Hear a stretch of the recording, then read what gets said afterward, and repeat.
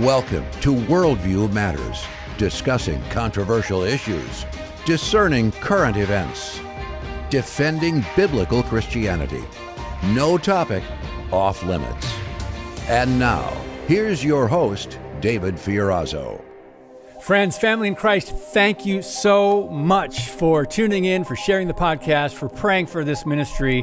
It's been a blessing. We're approaching our 2-year anniversary already. Wow.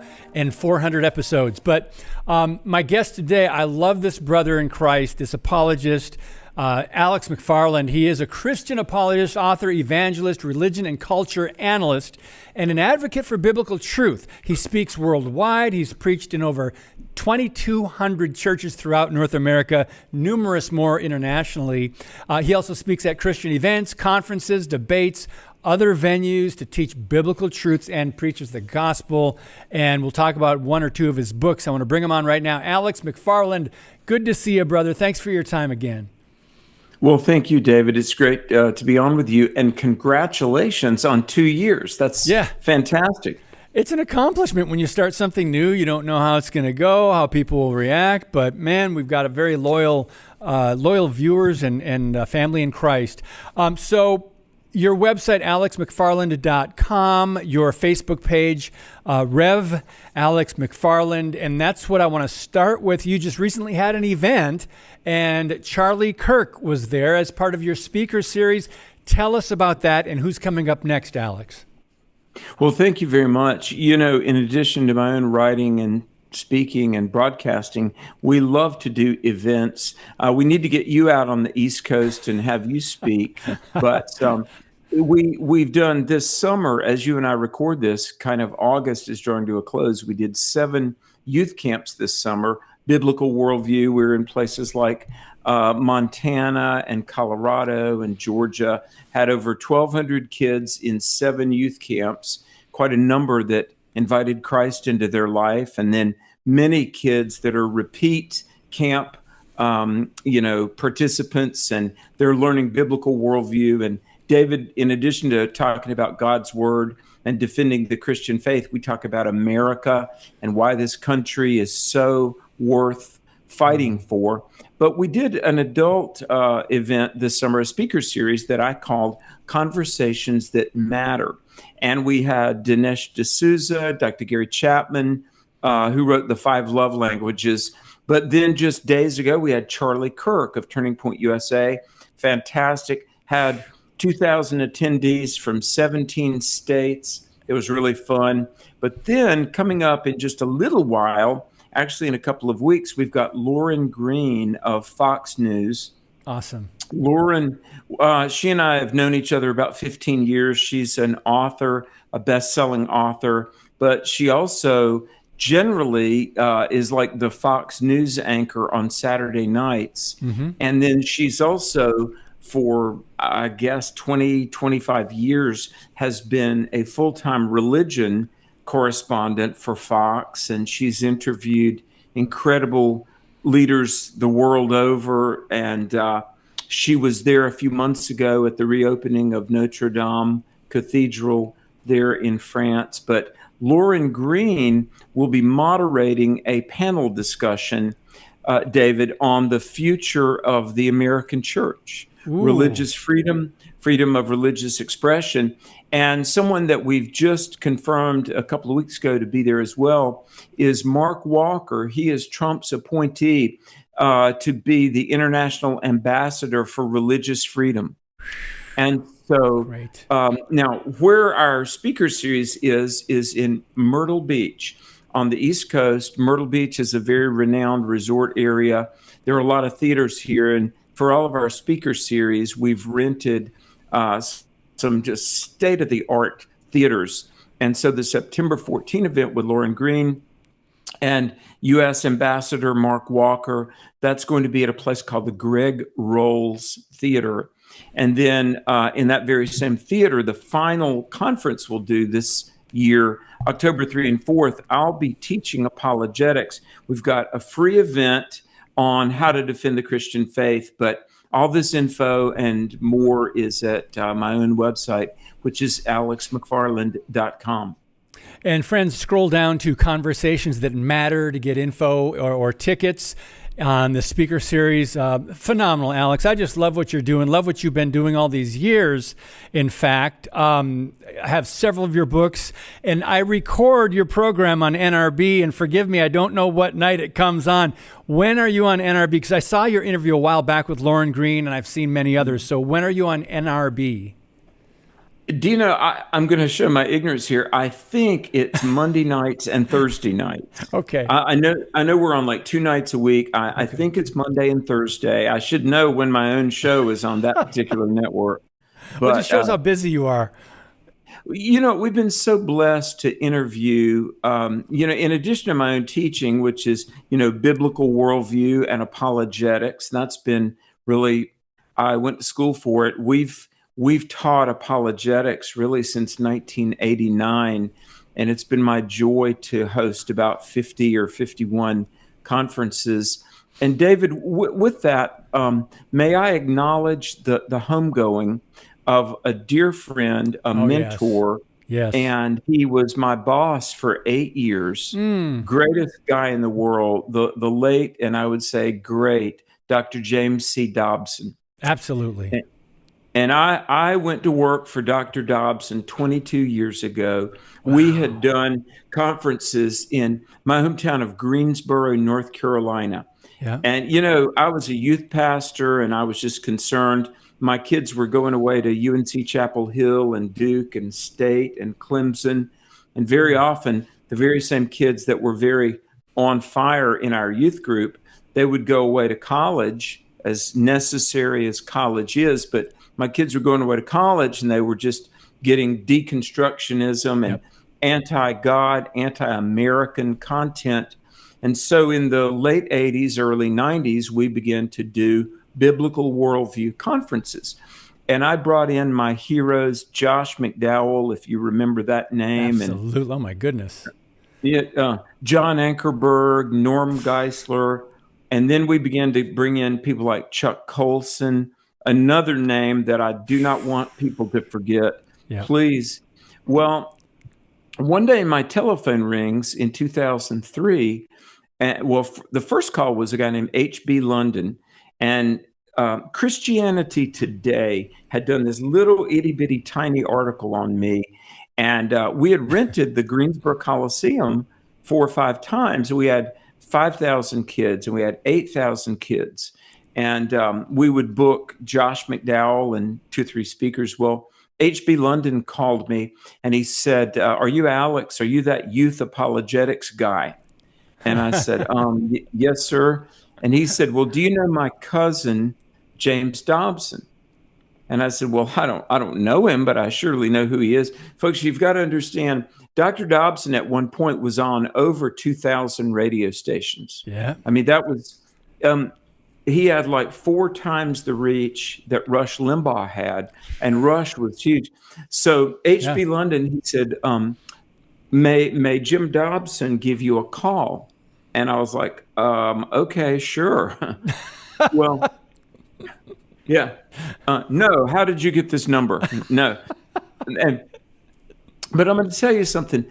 We had done all these youth apologetics events, and I just had a sense in my heart that we had gone about as far as I knew how to go. And I remember I was praying, and I was like, Lord, show me what to do and help me and guide me, and please elevate our footprint a little bit that we can tell more people about you. Well, H.B. London called me, and then that afternoon, James Dobson called me. And he said, Alex, this is Jim Dobson. And my little heart was beating. And he said, I'm going to cut to the chase. I want you to bring your circus under our tent.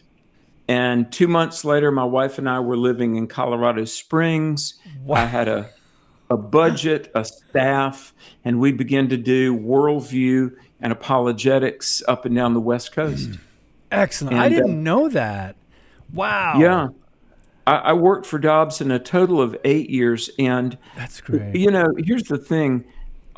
We went on the radio in 15 months, and I completely give God the glory. David, I want to give God the glory for how he has opened doors. But I was on the radio with Dr. Dobson 7 times in 15 months, and all about biblical worldview of different things and young people, and how do we equip teenagers to not lose their faith in college or something, those kinds of topics.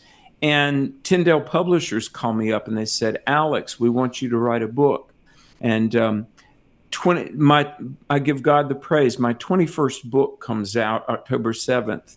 But I just want to acknowledge James Dobson. Yeah. He was a pioneer. What a legacy.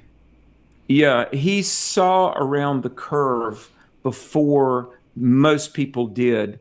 Yep. And really everything good that has been offered to me over the last 2 decades, I really owe to the influence of James Dobson.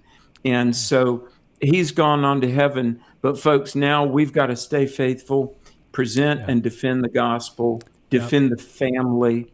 But David, aren't we all blessed due to the associations and the friendships that God puts along the pathway? Absolutely. I have a couple similar stories, not at that level though, but thank God for Dr. James Dobson for focus on the family when the families were being torn apart when he started his ministry. And I'm sure he heard those wonderful words we all long for and hope to hear, well done, my good and faithful servant, when he went home. So Alex, speaking of worldview, I want to bring up a couple more books here. First of all, I wrote a book 10 years ago called The Cost of Our Silence. And in that book, in a chapter called Worldview War, I had a section about the Bible being on trial 100 years ago. We're talking about the Scopes trial, and it is officially the United States of America and the state of Tennessee versus John T. Scopes. Some people know it as the Scopes monkey trial. I wanted to bring you on to talk about this. It's 100 years ago, and yet look at where we're at today when they had laws back then in some states banning the teaching of evolution in government schools. Well, today they don't ban the teaching. They teach it not as a theory, but as a fact in a lot of cases. We're going to talk about that. Now let's bring in your book, and I want you to tell a story about the courtroom and you finishing this book called 10 Answers for Atheists, and Eric Metaxas wrote the foreword. So we're going by really fast today, Alex. If you can just sum up that story and how you came to be in that courtroom where they held the Scopes monkey trial, and you finished this book on atheism. Yeah, wow. I'm glad you're bringing this up because, this really does help set some context. Yes, 100 years ago, in 1925, a century ago, the ACLU was looking for a way to challenge Tennessee had a law against the teaching of evolution in the public school classroom because they knew the school board, by the way, the Tennessee State School Board, everyone on that school board had a master's degree, an undergrad degree, and a number had masters. So they were not, unintelligent, mountain people like H.L. Mencken. There was a infamous, perhaps I should say, newspaper publisher H.L. Mencken of the Baltimore Sun, who was friends with Clarence Darrow, the attorney for John T. Scopes and the ACLU. Yeah. And they like to paint Tennessee as anti-science, hillbilly rubes. But in reality, the school board and the jury all at least had a college degree, and some had post-grad degrees.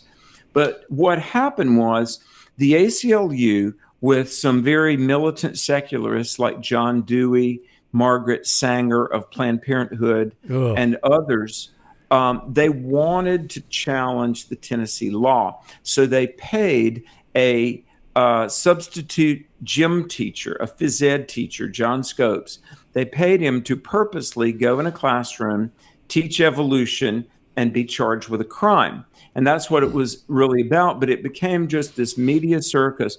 They estimate over the summer of 1925, from nationally and internationally, 1 million people, total cumulative, 1 million people came through the sleepy Tennessee town of Dayton, Tennessee.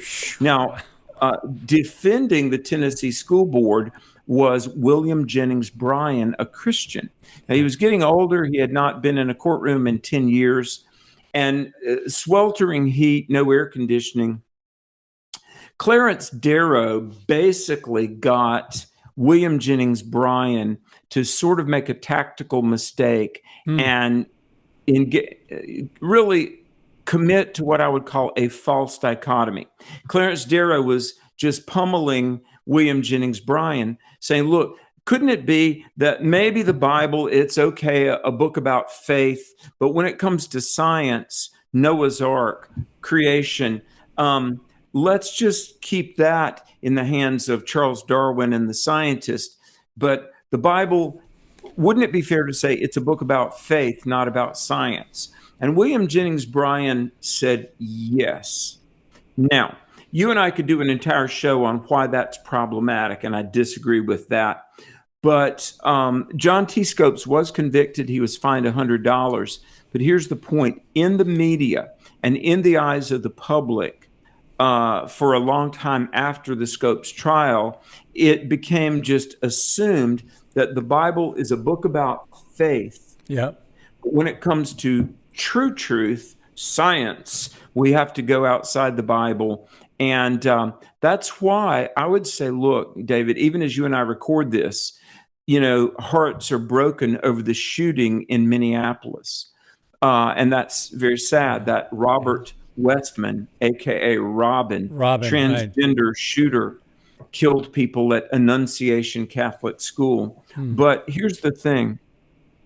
We've had now nearly a century of America that rejects the idea that there's objective moral truth, like we should not commit murder.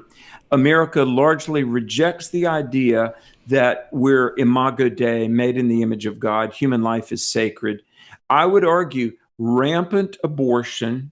And by the way, the tens of millions of abortions now threatens the preservation of our population. I mean, sociologists are, I wrote about this 10 years ago, but now sociologists are just writing warnings about demographic winter because there are 80 million Americans that don't exist. Why? Because they were aborted.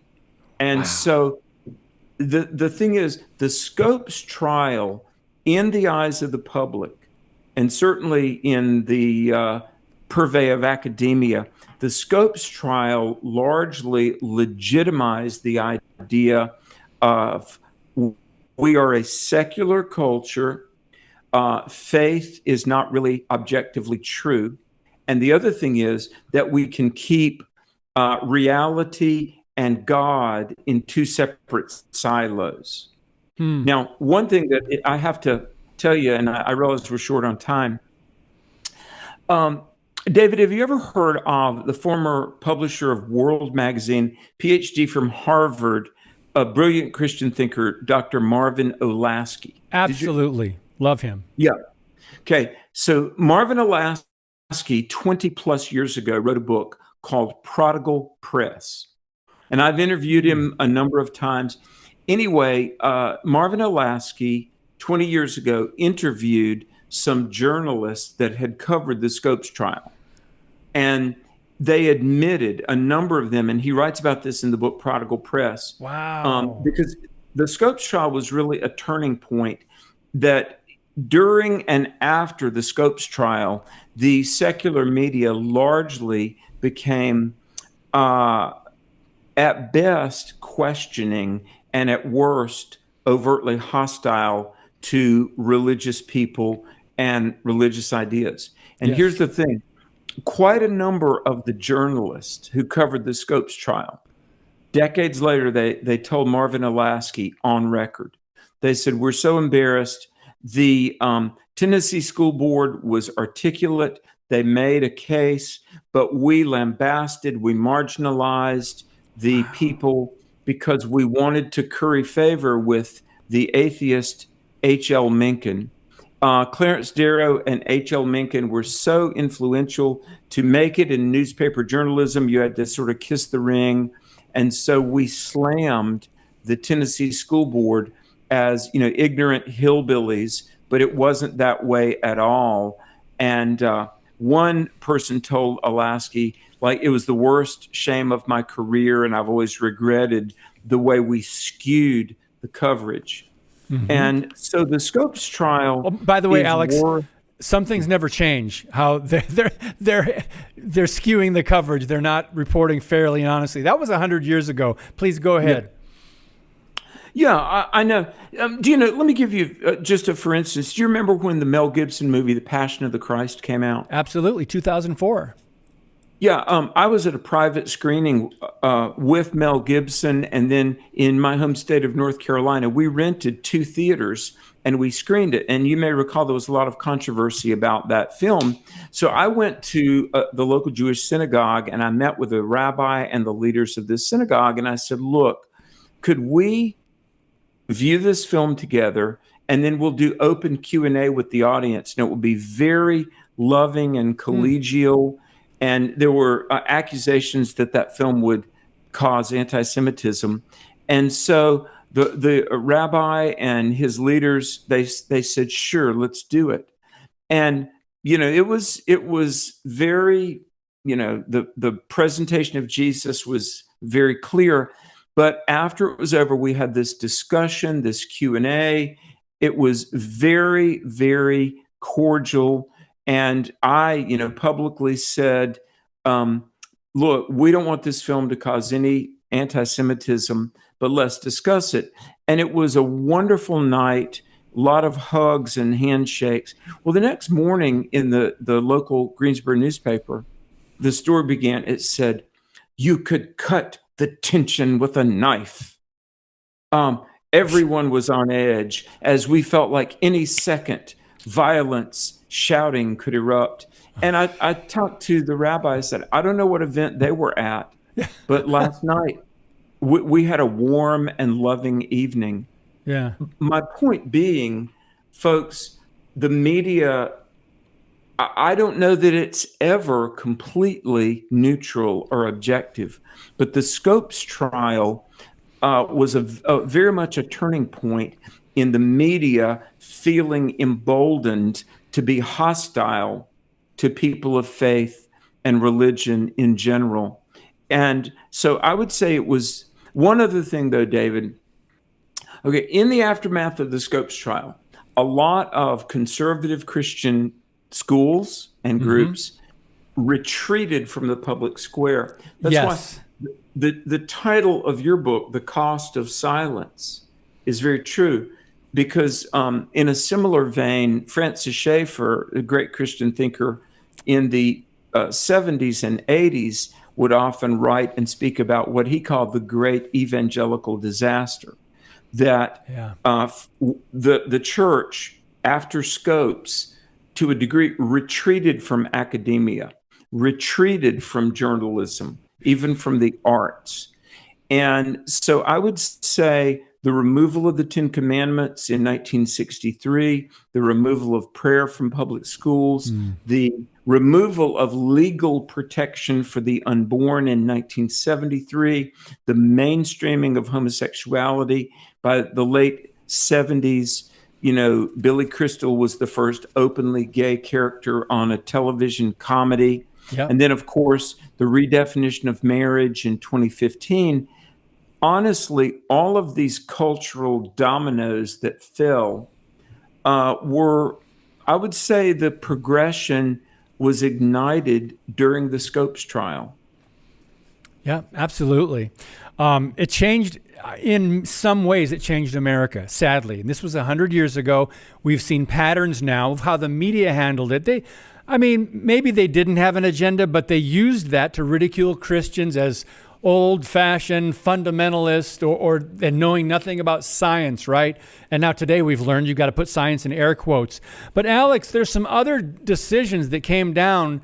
The Supreme Court, after that, in 1968, they ruled laws preventing the teaching of evolution were unconstitutional. That's Epperson versus Arkansas. And then in 1975, listen to this, Tennessee's equal time law. All it did was declare, that you could have equal time to present creationism or intelligent design and evolution, but they declared that unconstitutional.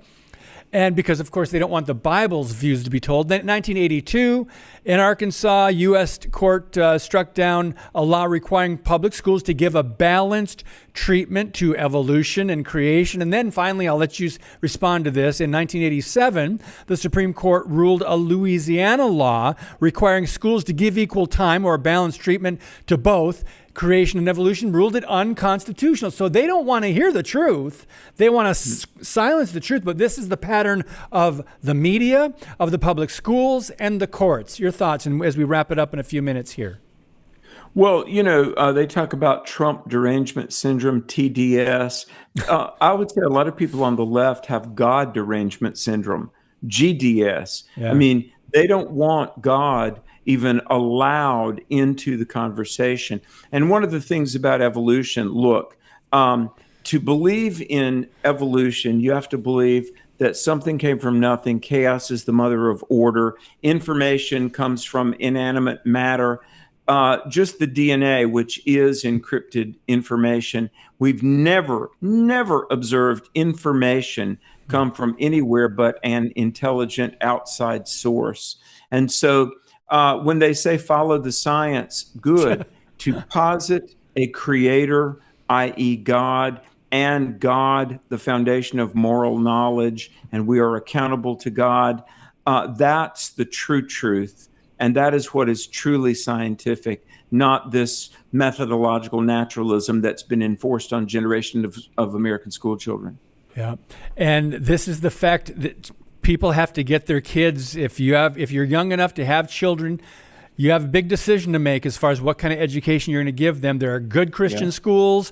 There's online schooling. There's Freedom Project Academy. There's many, many more. Yeah. There are a lot of good options out there because the schools, as you said, I think you used the word earlier, they have become hostile, not just disagreeing with the biblical worldview and the Christian faith. They have become hostile toward biblical Christianity, true biblical Christianity. Alex, I knew it would go by really fast, but we had to go back 100 years and look at where we're at now as far as the public square and the teaching of evolution, what's allowed, and creationism, and the Bible is offensive, and we knew that. But brother, thank you so much for your time. God bless your work and your ministry.